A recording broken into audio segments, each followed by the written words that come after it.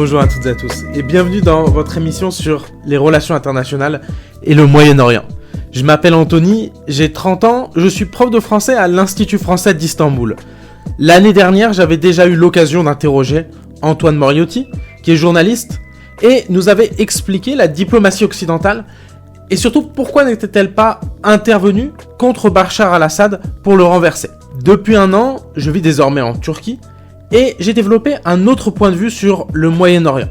Je discutais avec une prof d'université qui donnait un cours dénommé Études de paix. Elle m'a dit quelque chose qui m'a beaucoup fait réfléchir. Je donne un cours qui s'appelle Études de paix, mais très peu d'étudiants sont intéressés. Alors que si j'avais appelé ce cours Études des conflits au Moyen-Orient, je suis sûr que tous les étudiants en Erasmus s'inscriraient à l'unanimité. Et moi-même, j'ai réfléchi à comment je me suis informé jusque-là sur le Moyen-Orient. L'instant où j'ai vraiment commencé à m'intéresser à la région, c'est après les attentats du 13 novembre, lorsque Daesh contrôlait une partie du territoire syrien et irakien. J'ai alors lu de nombreux articles sur la bureaucratisation du viol, les Français se rendant en Syrie, les crimes de Bachar al-Assad. Mais il y a une chose dont je n'avais pas entendu parler. C'est que au milieu de ce chaos, il y avait tout de même un havre de paix au nord de l'Irak. Dans ce petit, entre guillemets, havre de paix au nord de l'Irak, que deux diplomates français ont eu l'idée d'une radio pour rassembler l'ensemble des communautés, couvrir la guerre et la vie des réfugiés qui, en raison des conflits, venaient s'abriter, se réfugier dans cette région plus calme.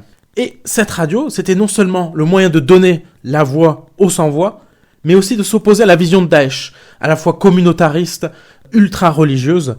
Ils proposaient, eux, tout l'inverse, donner une voix à chaque communauté, et c'est ainsi que Radio El Salam est née, une radio pour la paix et l'ensemble des communautés. En effet, l'initiative fut un succès. Donc cette radio a duré 10 ans, elle s'est éteinte en 2025. 10 ans, c'est quand même énorme malgré les difficultés économiques. Les crises, elle a perduré, donc grâce à une équipe de 7 journalistes, au soutien d'ONG, mais aussi du gouvernement français, mais surtout, grâce à des auditeurs fidèles qui étaient fatigués de médias cherchant à diviser les communautés. Cette radio pour la paix a pu perdurer, ce qui était vraiment très original dans le paysage médiatique irakien. Et donc j'ai voulu en savoir plus sur cette radio. Alors j'ai interrogé Marion Fontenille, directrice de Radio El Salam de 2023 à 2025. Alors Radio El Salam, c'est né en avril 2015 à Erbil, au Kurdistan irakien. Pourquoi ? Parce qu'à cette époque-là, Daesh était dans le pays, en Irak et en Syrie, et ça a eu pour conséquence d'abord un génocide auprès d'une population en Irak, les Yézidis, et puis par ailleurs des gros mouvements de population déplacée interne, sachant que la guerre en Syrie avait déjà créé un mouvement de déplacés externes, les réfugiés. Et donc à ce moment-là, notamment le Kurdistan irakien s'est retrouvé en terre d'accueil de toutes ces populations. Et donc, à ce moment-là, 2 personnes, Dr Frédéric Tissot, qui était le tout premier consul général de France à Erbil, et Hugues de Wavrin, vice-président de l'ONG La Guilde européenne du RAID. Et ils ont eu cette idée de créer une radio partant du principe que ces populations-là, avaient besoin de rester informés des aides qui étaient mises à leur disposition sur place par les ONG, et aussi que ces populations, elles étaient parfois séparées, et donc elles avaient besoin de pouvoir garder du lien et pouvoir communiquer entre elles. C'est comme ça que Radio El Salam est née, avec cette mission d'informer et de garder du lien. Alors là, on est vraiment dans le cœur du projet ici. Et on voit toute l'importance d'informer, surtout dans un contexte de guerre. À quel point les médias jouent un rôle important. Mais je me posais une dernière question. Pourquoi choisir une radio et pas un autre média ?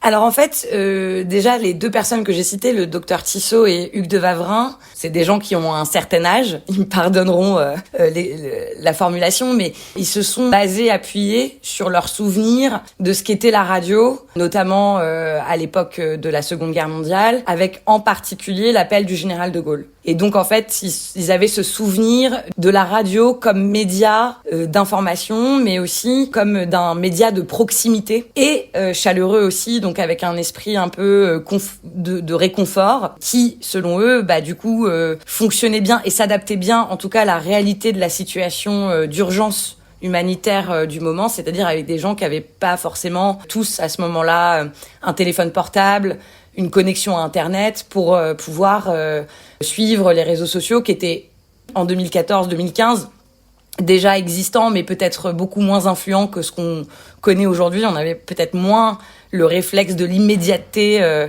sur le téléphone, en tout cas en Irak clairement moins. Et donc ça leur est apparu comme la solution idéale pour pouvoir garder le lien et informer ces populations. Alors là, je suis curieux. Comment se met en place un tel projet ? Comment on arrive à mettre sur pied, quasiment à partir de rien, une radio ?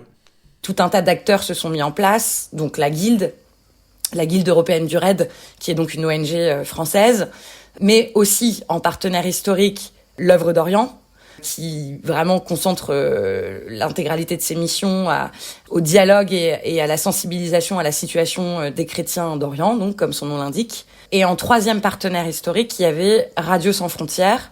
Donc ce sont 3 journalistes de Radio France, Guillaume Batin, Pierrick Bonneau, qui lui était sur place en Irak, et Ibrahim, qui est technicien du son à Radio France, en appui technique pour créer cette radio, puisque Hugues de Wavrin et Frédéric Tissot n'avaient pas les connaissances radiophoniques, tu vois, de comment est-ce qu'on crée une radio. Et donc tout ce petit monde-là, de Concorde, s'est retrouvé à Erbil pour trouver les équipements, trouver les locaux, discuter avec les fournisseurs pour avoir un émetteur, pouvoir avoir un studio. Et au début, c'était un peu fait de bric et de broc. C'était une seule salle avec quelques personnes, donc des premiers journalistes qui, pour la plupart, n'en étaient pas de formation. De se dire aussi, il faut qu'on parle à tout le monde. Donc, il faut qu'on parle à des populations qui parlent kurde, mais il faut aussi qu'on parle aux populations qui sont arabophones.